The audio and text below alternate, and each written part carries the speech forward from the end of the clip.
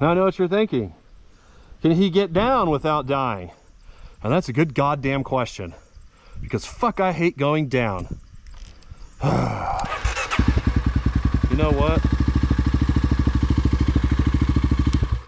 We're gonna keep it turned off.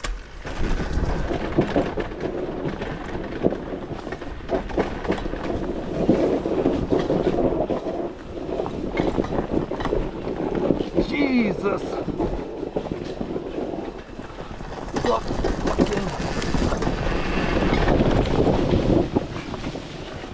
Whoa. God damn. Woo, she about got away from me there, boys. So, luckily I have pretty good brake control through hours and hours of practice on the 1090. God damn, the bike really got away from me there at that steep part. Woo. All right, we're on the easy shit now. God, I might walk it down next time. I'm not skilled enough to be doing all that. Jeez.